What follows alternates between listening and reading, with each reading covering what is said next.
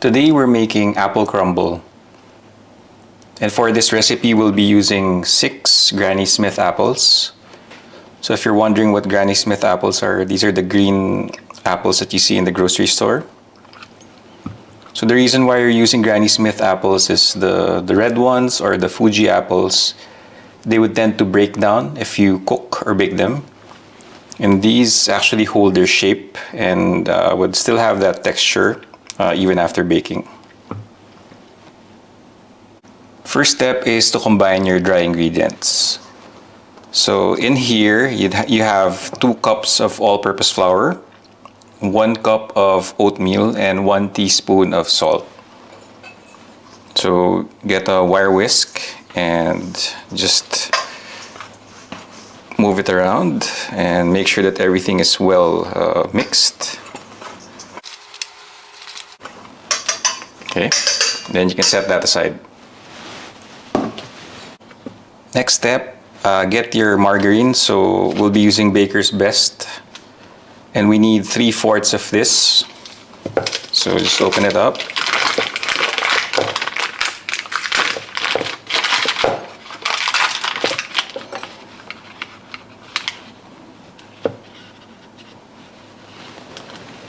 Take off 1/4.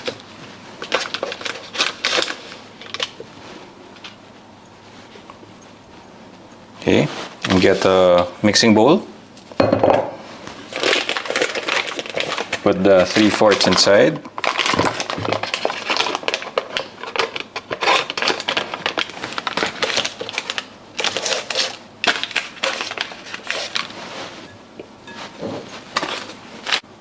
Next step is I put the margarine in the microwave for 30 seconds and melted it a bit. And then add 3/4 cup of white sugar. So that's 1/2, and this is 1/4. And a teaspoon of vanilla flavor.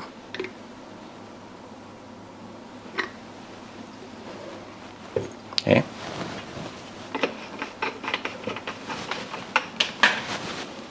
Then get a spatula and cream the ingredients together.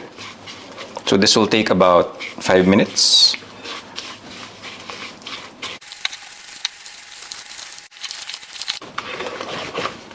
Okay, so after 5 minutes of creaming the ingredients together, you'll end up with this consistency. So you'll still see the sugar granules, but that's fine. And you'll notice that it has gained a bit of mass because you introduced a bit of air. Okay, that's what you want. The next step is to add in your dry ingredients.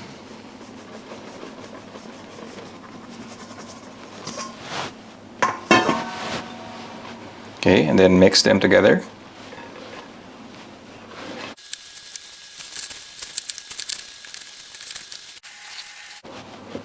Okay, when you can no longer see white spots there, and you end up with this consistency, so it's like coarse sand, then you're done. So next step is, in a separate bowl, I grated Parmesan cheese. So this is about 1.5 cups. So what you do is, with your crumble mixture, get about half of that and pour that into the bowl with the cheese.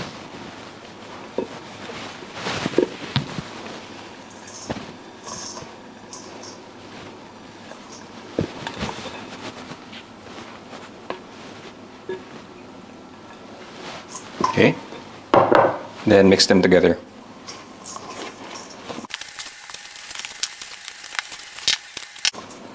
I think we can add some more.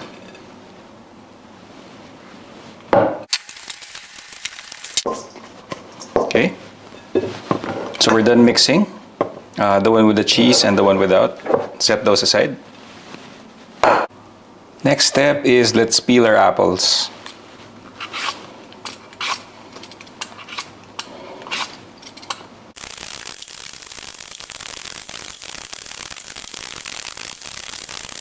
Okay, so after peeling, it's time to slice.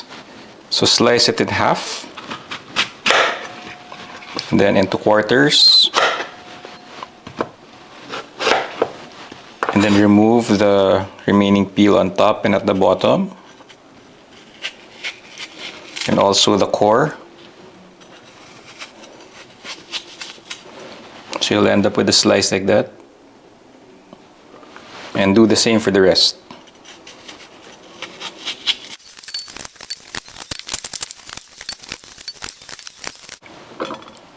Okay, after removing the core and the remaining peel, we need to slice these into smaller pieces.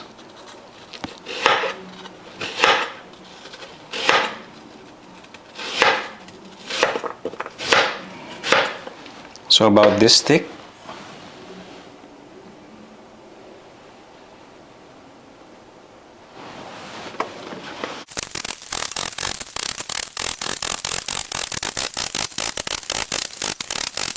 Okay, next step is let's cook the apples. So in a pan that's been heating, remember we saved 1/4 of that margarine earlier. Let's use all of that. Put it in the pan.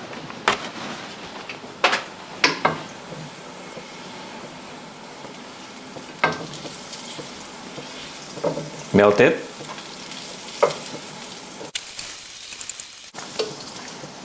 Okay, then add in your apples.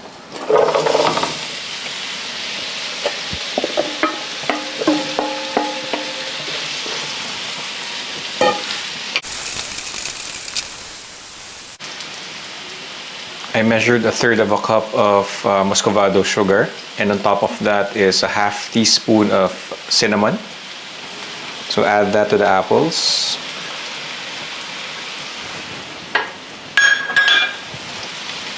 Stir.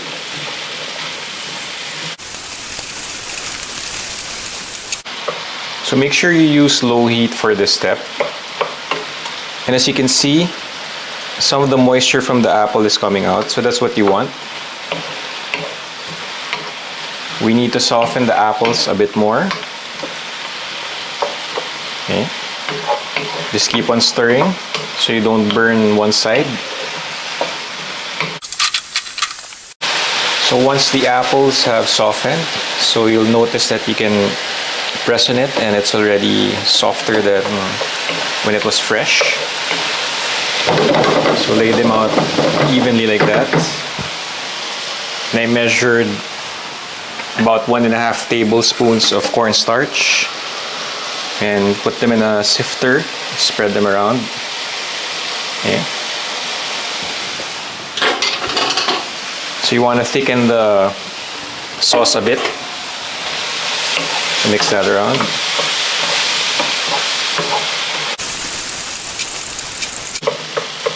Okay, switch off the heat.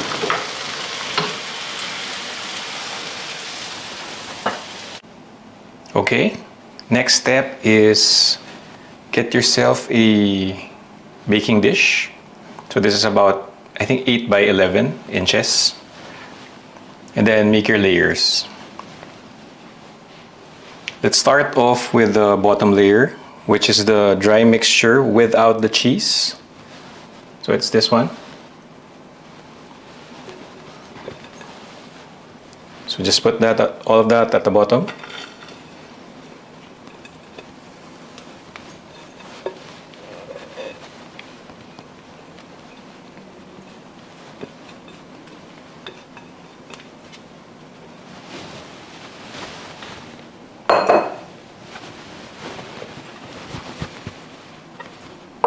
So flatten it.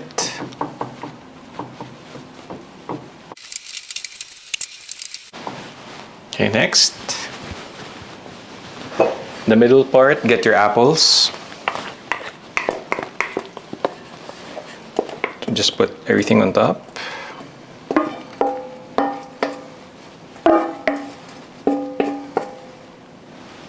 Spread them out evenly.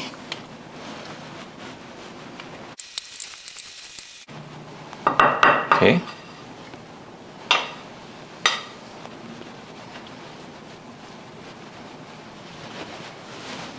It's good.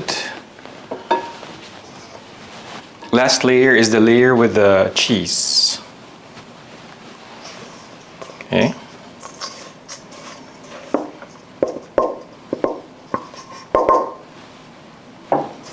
So pour everything on top.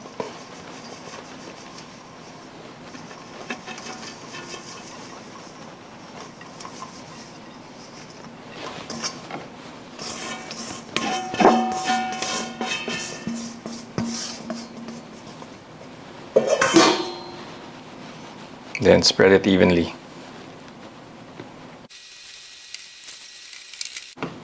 Okay.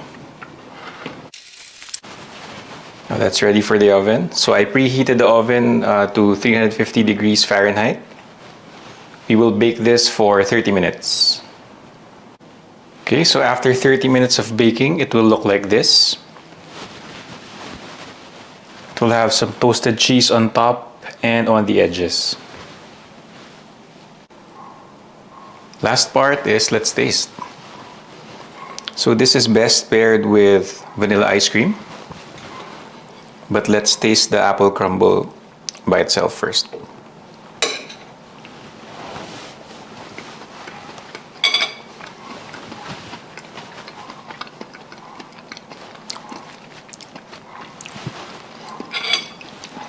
The apples are nicely cooked, so you can still bite and it still feels like you're eating apples.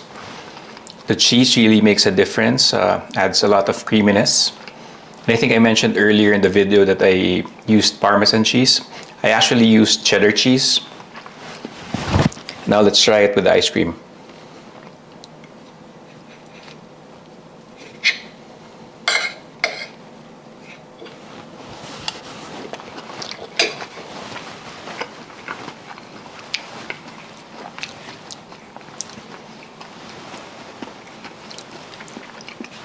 Oh, that's even better. And we're done for the day.